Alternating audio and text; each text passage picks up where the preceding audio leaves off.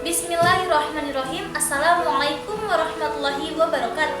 Rabbi shrah li sadri wa yassir li amri wahlul 'uqdatam min lisani yafqahu qawli.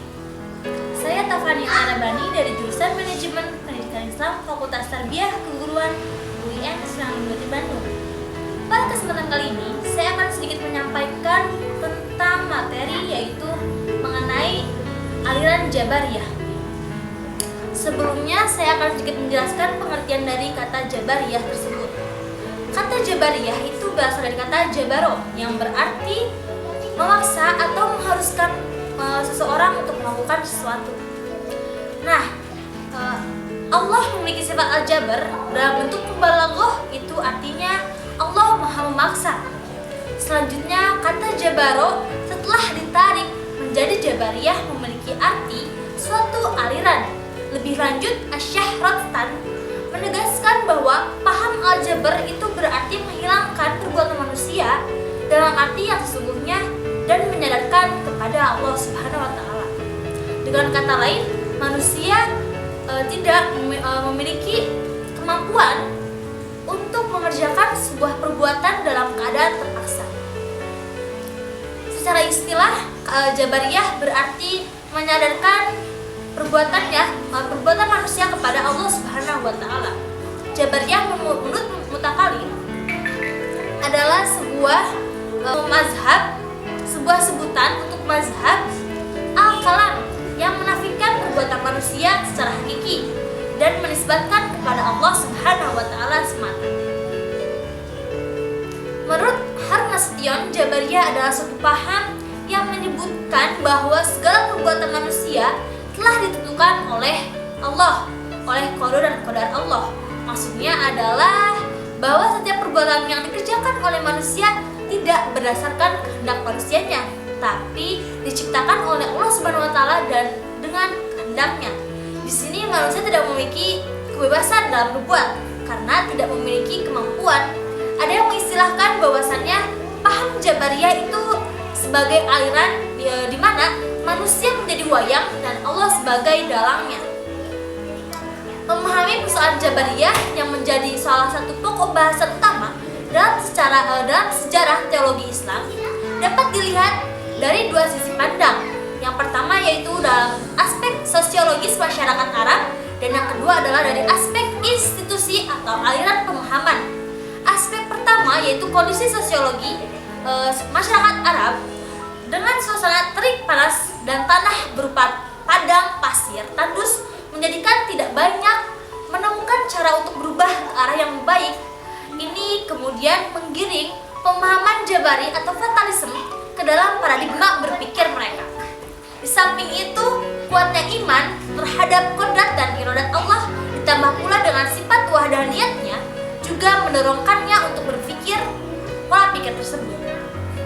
Kemudian aspek yang kedua itu atau aliran pemahaman menjelaskan bahwa pola pikir masyarakat Arab menjadi sebuah aliran atau institusi setelah munculnya seseorang atau figur yang menguatkan dan mengembangkan pemahaman tersebut. Sebagaimana tertulis dalam buku-buku sejarah, dua aliran yang saling bertentangan dalam pemahaman teologinya yaitu Jabariyah dan juga aliran Qadariyah. Baik, untuk selanjutnya saya akan sedikit menjelaskan tentang tokoh-tokoh aliran Jabariyah moderat dan juga ajaran-ajarannya. Yang pertama itu dari Husain Ibnu Muhammad An-Najjar, pengikutnya disebut Najariyah atau An-Najjar, hidup pada masa Khalifah Al-Makmur sekitar pada tahun 1980 Hijriah sampai 218 Hijriah. Pada mulanya ia adalah murid dari seorang Mu'tazilah bernama Bashar al-Masiri. Tapi beliau keluar mengikuti mazhab Ahlussunnah wal Jamaah dan akhirnya membuat mazhab sendiri yaitu Najariyah.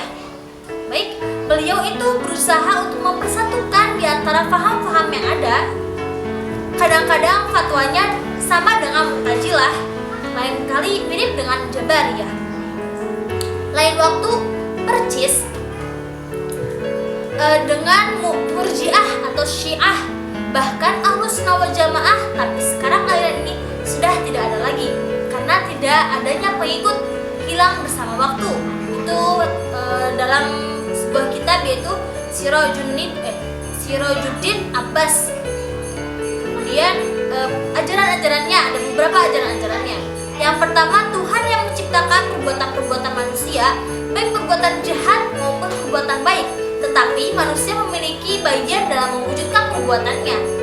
Tenaga yang diciptakan dalam diri manusia mengefek atau mewujudkan perbuatan-perbuatannya. Ini disebut dengan kasab atau association, Harun Nasution. Dengan demikian, manusia dalam pandangan An-Najjar tidak lagi seperti wayang yang digerakkan oleh dalangnya. Sebab tenaga yang diciptakan oleh Tuhan dalam diri manusia mempunyai efek untuk mewujudkan perbuatan-perbuatannya. Dalam kitab Rosihan Anwar. Kemudian yang kedua, Tuhan tidak dapat dilihat di akhirat, akan tetapi An-Najjar menyatakan bahwasannya Tuhan dapat saja memindahkan potensi hati, yaitu makrifat kepada mata, sehingga manusia dapat melihat Tuhan. Nah, pendapat ini dibantah keras oleh Syahid Saqib.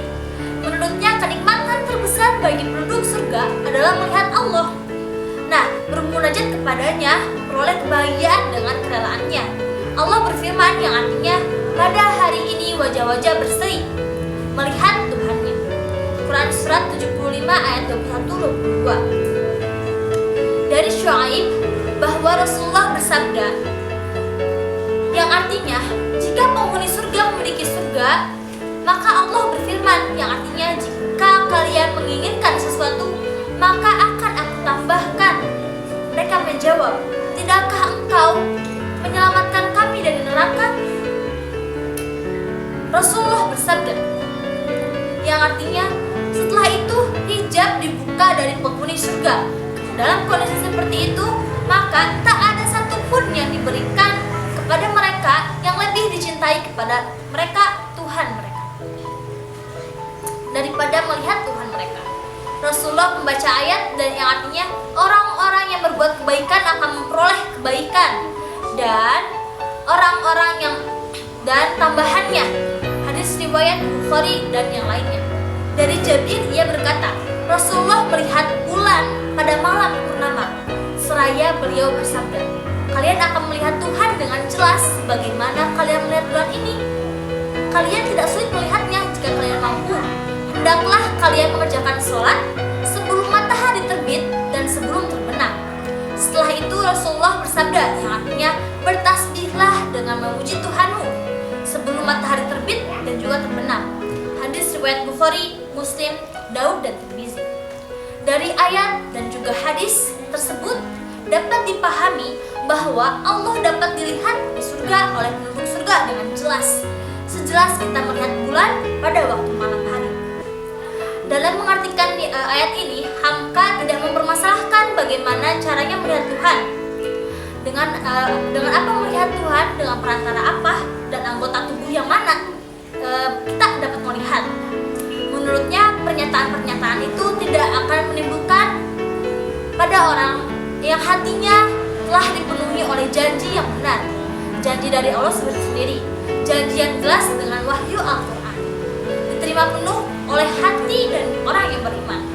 Belum terjadi, tapi hati yang beriman sudah merasakan sinar dari bahagia itu. Menurut Hamka, jelas bahwa Allah dapat dilihat nanti di akhirat. Jadi, menurut Tafani, bahwasannya paham Jabariyah itu suatu paham yang asal mulanya sudah ada pada kalangan zaman dulu kala. Nah, kemudian paham itu pun hingga saat ini masih banyak yang mengaplikasikannya gitu ya. Karena memang dari dua paham tersebut, yaitu Jabariyah dan juga Qadariyah, sangat bertentangan. Namun di sini kita harus dapat menarik sebuah sisi positifnya, bahwasannya Jabariyah itu suatu ketetapan atau suatu kodok dan kodarnya Allah yang sudah Allah tetapkan kepada kita semua. Nah, mungkin cukup sekian yang bisa Tafani sampaikan. Kurang lebihnya mohon maaf. Wabillahi taufiq wal hidayah. Wassalamualaikum warahmatullahi wabarakatuh.